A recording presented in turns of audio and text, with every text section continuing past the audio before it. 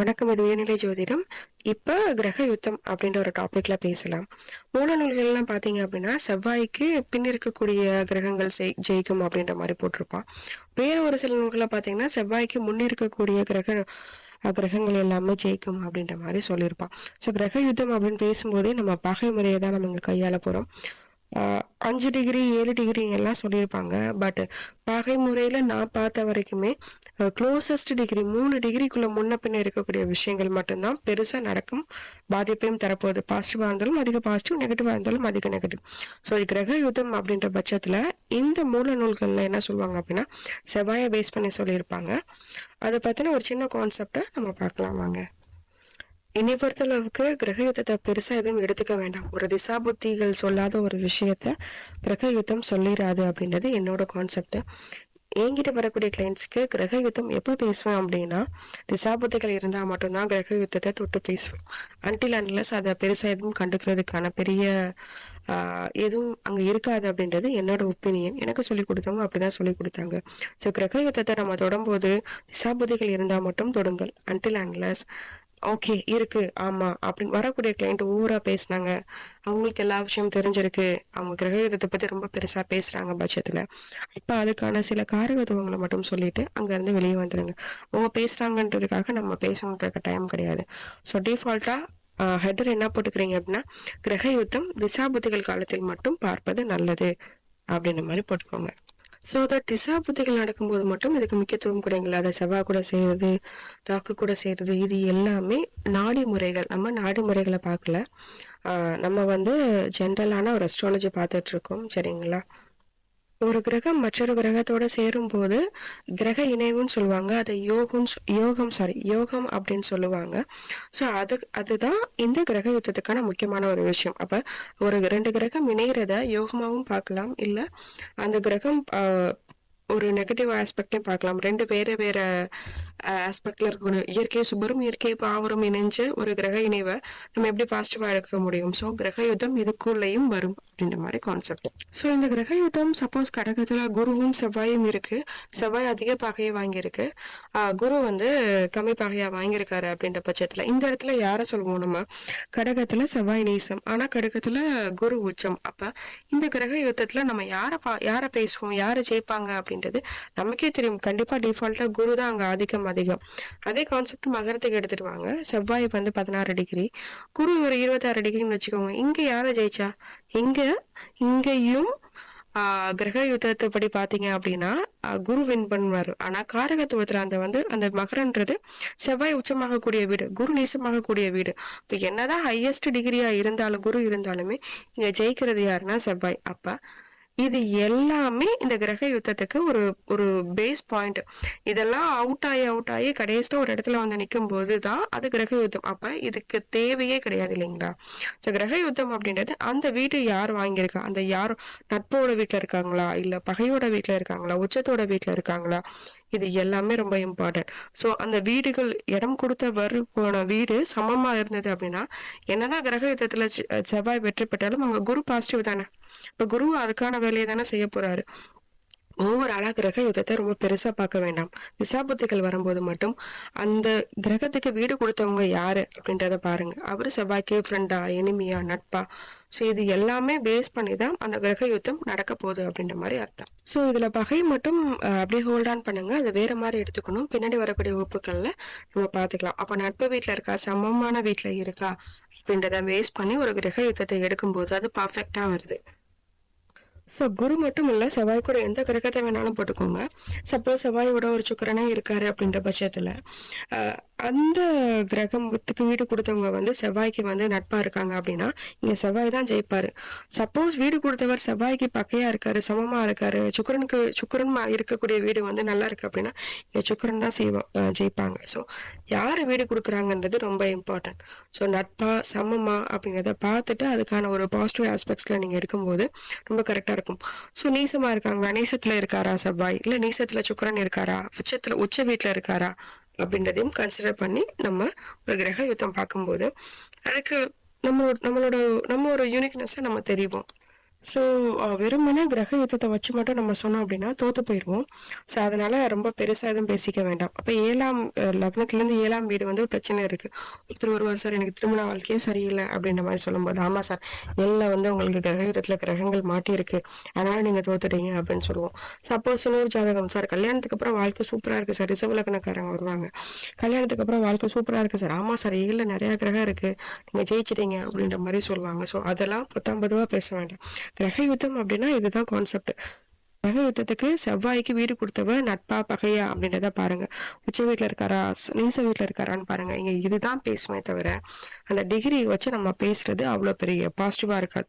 Degree எப்ப பேசணும் அப்படின்னா ரொம்ப -3 டிகிரி +−3 டிகிரில இருக்கும் போது மட்டும் யூஸ் பண்ணுங்க. அதுவும் திசாபுத்தி காலகட்டத்துல மட்டும் யூஸ் பண்ணுங்க. அன்டில் அன்லெஸ் அதை தொட வேண்டிய அவசியமே கிடையாது. ஸோ 7ஆம் அதிபதி கெட்டிருக்காரா இல்லையான்றத கல்யாணத்துக்கு அப்புறம் யார் வந்து சொன்னாலும் அவரே சொல்லிட போறாரு. நம்ம ஆமான்னு மட்டும் தான் சொல்ல போறோம், ஆமா சாமி மட்டும் தான் போட போறோம். ஆனா பிஃபோர் மேரேஜுக்கு முன்னாடியே ரூல் வேணும் இல்லையா? சரி, இது பிரச்சனையா இருக்கு, இது பண்ணுங்க, இந்த பண்ண பண்ணுங்க, இது பிரச்சனையா இருக்கு, இல்ல இந்த ஆணுக்கு திருமணம் பண்ணுங்க, அவரோட இவர் வந்து உங்களுக்கு பெட்டர் மேட்சா இருப்பாரு அஸ்ட்ராலஜி படி அப்படின்னு நம்ம சொல்றதுக்கான ரூல் தான் நம்ம இங்க பார்த்துட்டு இருக்கோம். ஒரு விஷயம் நடந்ததுக்கு அப்புறம் சொல்றதுக்கு 1000 பேர் இருப்பாங்க, நடக்கிறதுக்கு முன்னாடியே சொல்றதுக்கு தான் இங்க ஆட்கள் கம்மி. பேர்ஸ்ட் வெர்ஷனா நம்ம பார்க்கணும் அஸ்ட்ராலஜர்ல அப்படின்னா கிரக யுத்தத்தை மறந்துருங்க.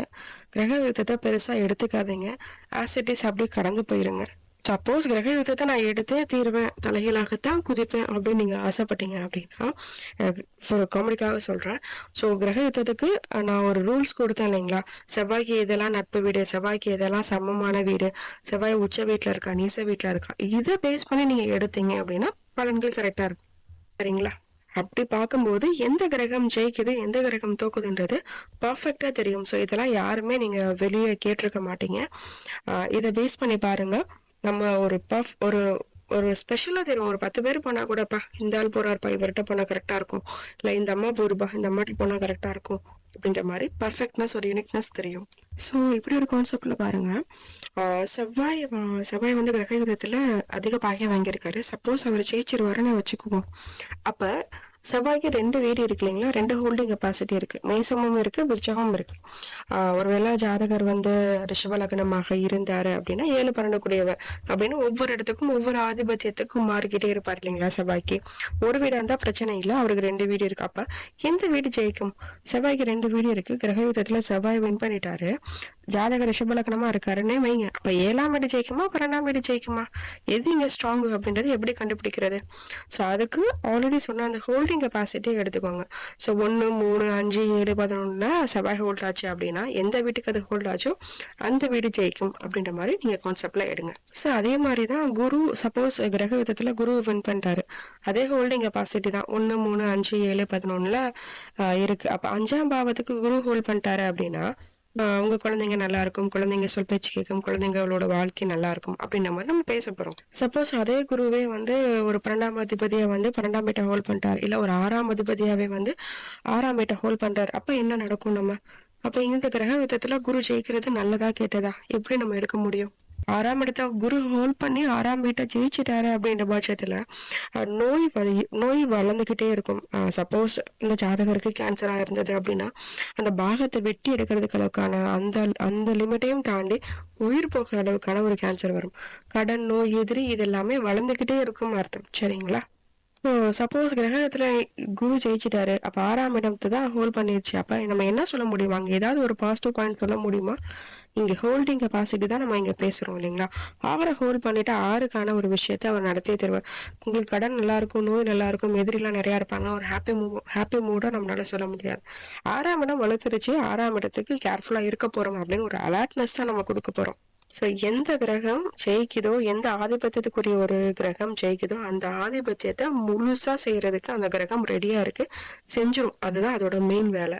ஸோ ரூல்ஸ் எழுதிக்கோங்க. முதல் ரூல், கிரக யுத்தம் எல்லா கிரகத்துக்கும் கிடையாது. ரூல் நம்பர் 1, கிரக யுத்தம் எல்லா கிரகங்களுக்கும் கிடையாது. சப்போஸ் செவ்வாய்க்கோட குரு இருக்காரு அப்படின்னா இது சில நூல்களை போட்டிருப்பாங்க, செவ்வாய்க்கு முன் இருக்கக்கூடிய கிரகங்கள் வெல்லும், சில நூல்கள்ல செவ்வாய்க்கு பின் இருக்கக்கூடிய கிரகங்கள் வெல்லும் அப்படின்ற மாதிரி போட்டிருப்பாங்க. இதுக்கெல்லாம் ரூல்ஸ் அந்த அளவுக்கு தெளிவா இல்லை. ஸோ ஸோ எல்லா கிரகமுமே செவ்வாய்க்கு முன்னாடி இருந்தால் ஜெயிச்சிரும் அப்படின்றது கிடையாது. எல்லா கிரகமும் செவ்வாய்க்கு பின்னாடி இருந்தால் ஜெயிச்சிரும் அப்படின்றதும் கிடையாது. ஸோ அதுக்கெல்லாம் நிறைய விதி இருக்கு, நிறைய ரூல்ஸ் இருக்கு. அதை நம்ம பார்க்கலாம். ஸோ இது என்னோட கான்செப்ட். நீங்க கிரக யுத்தத்தை வச்சுதான் பலன் எடுப்பீங்க அப்படின்னா தாராளமா எடுத்துக்கோங்க. ஸோ அதுலயுமே நீங்க வெல் வெர்ஸ்டா வர்றதுக்கு கிரகம் உங்களுக்கு வழி கொடுக்கும். ஸோ என் கான்செப்ட்ல கிரக யுத்தம் இல்லை அப்படின்றது நான் மைண்ட்ல தெளிவா இருக்கேன். சரி, நான் கிரக யுத்தம் பார்க்க மாட்டேன் அப்படின்னு சொல்லிட்டேன். அப்ப அதுக்கான லாஜிக் நான் தரணும் இல்லைங்களா? இல்லையா? அப்ப குரு மங்களத்துக்கு என்ன ரூல், சந்திர மங்கள யோகத்துக்கு என்ன ரூல் சொல்லுங்க.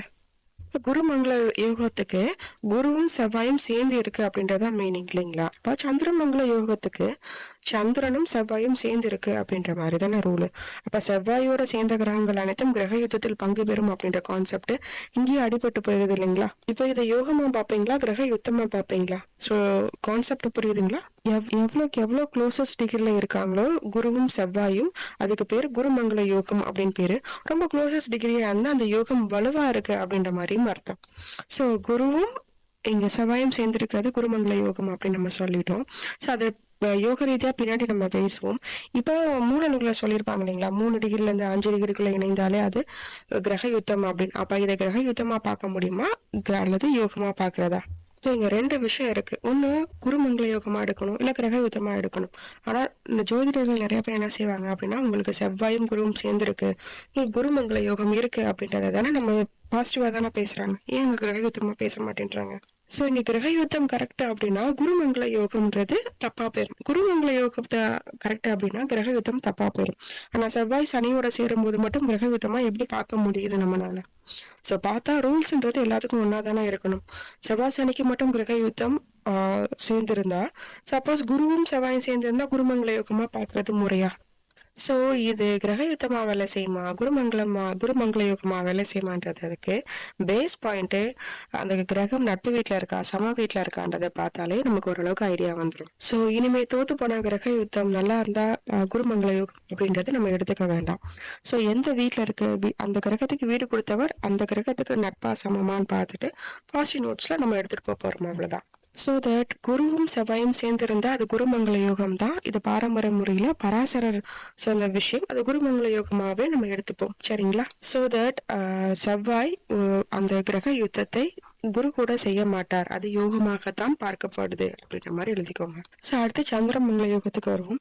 சந்திரனோட சேர்ந்த அனைத்து கிரகங்களும் சுபத்துவம் அடைகின்றது நமக்கு தெரியும் இல்லைங்களா? ஏன்னா அது இட்ஸ் அ வளர்பிறை சந்திரன், தேய்பிறை சந்திரன் பின்னாடி பார்த்தாலுமே சந்திரனோட எந்த கிரகங்கள் சேர்ந்தாலும் அதோட சுபத்துவம் அடைன்றது டிஃபால்ட்டா நம்ம பார்த்துக்கலாம். ஸோ சந்திரன் கூட சேரக்கூடிய கிரகங்களும் யோகத்தை தான் தரும்.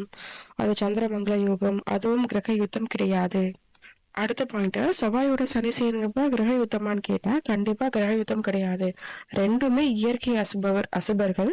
ஸோ நெகட்டிவ் இன்ட்டு நெகட்டிவ், அது பாசிட்டிவ் தான். அதையும் கிரக யுத்தமா நம்ம எடுத்துக்க கூடாது.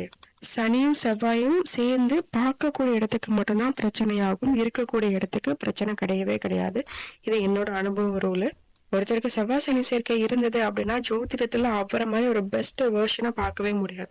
அந்த அளவுக்கு ஒரு பெஸ்ட் ரிசர்ச் ஓரியன்ட் மைண்டா இருக்கும். புதன் கேது அதெல்லாம் அப்புறம், செவ்வாய் சனி சேர்ந்து இருக்கு, அது வந்து 5ஆம் வீட்லயே இருக்கு இல்ல அப்படின்ற பட்சத்துல அவருக்கு ஜோதிடம் பிரமாதமா வரும், சரிங்களா? பாக்குற இடம் அவுட், அதை நான் இல்லைன்னு சொல்லல, பட் இருக்கக்கூடிய இடம் சுபத்துவமா மாத்திரும். ஸோ செவ்வாய் சனி எந்த பாவத்துல இருக்கோ அந்த பாவம் சுபமா எடுத்துக்கணும் அப்படின்றதான் ரூல். சப்போஸ் 6ல இருக்காரு அப்படின்னா அதை சுபமா பார்க்க கூடாது. அது டிஃபால்ட்டா 6, 8, 12ன்றது நெகட்டிவ். அங்க ஒரு இரு அசுபர்கள் சேர்ந்து இருக்கும் போது அதை சுபமா எடுத்துக்க கூடாது அப்படின்றத மைண்ட்ல வச்சுக்கோங்க. ஸோ 6ஆம் பாவத்துல இருக்கிறப்ப எதிராளிக்கு தான் நல்லது, நமக்கு நல்லது கிடையாது அப்படின்ற மாதிரி மைண்ட்ல வச்சுக்கோங்க. ஸோ தட் சனி கூட செவ்வாய்க்கு கிரக யுத்தம் இல்லை. ஸோ அடுத்து செவ்வாய் சூரியனோட சேர்ந்தா கிரக யுத்தமானா அங்கேயும் கிரக யுத்தம் வராது, ஏன்னா ஒளி கிரகங்கள் இல்லையா சூரியன். ஸோ அங்கேயும் கிரக யுத்தம் கிடையாது. ஸோ இது வரைக்கும் நம்ம சூரியன், சந்திரன், குரு, சனி 4 கிரகத்தை பார்த்தாச்சு. அடுத்து சுக்கிரனோட காம்பினேஷன் வாங்க. செவ்வாயோட சுக்கிரன் சேர்ந்து இருந்தா இதுவும் ஏறக்குறைய ஒரு ஒளி கிரகம் மாதிரி தான் சுக்கிரனும். ஸோ களத்திர சம்பந்தப்பட்டது. செவ்வாயும் சுக்கிரனும் சேர்ந்து இருந்தா ஹார்மோன்ஸ் அந்த எண்ணங்கள் வேணா அதிகமா இருக்குமே தவிர இது கிரக யுத்தத்துல வராது அப்படின்ற மாதிரி எடுத்துக்கோங்க. செவ்வாயும் சுக்கிரனும் ஒரு ஜாதகத்துல சேர்ந்து இருந்தா அது ஆணா இருந்தாலும் பெண்ணா இருந்தாலும் பாக்குறதுக்கு அவ்வளவு லட்சணமா இருப்பாங்க. ஒரு ஒரு கெத்தா அப்படியே என்ன சொல்றது, ஒரு கம்பீரமா ஒரு வீரமா அழகா இருப்பாங்க.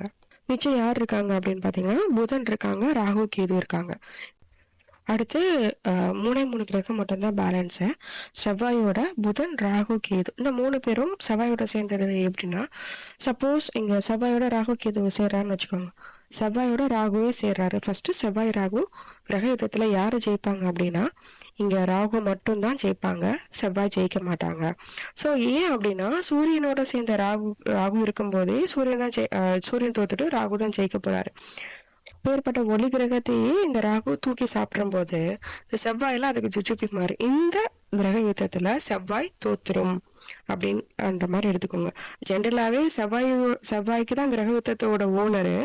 செவ்வாயோட சேர்ந்த கிரகங்கள் அனைத்தும் தூக்கும் தான் நம்ம பேசியிருப்போம். ஆனா இங்க ராகு தான் ஜெயிப்பாரு. சரிங்களா? இனி பேலன்ஸ் 2 பிளானட்ஸ் மட்டும் தான் இருக்கு.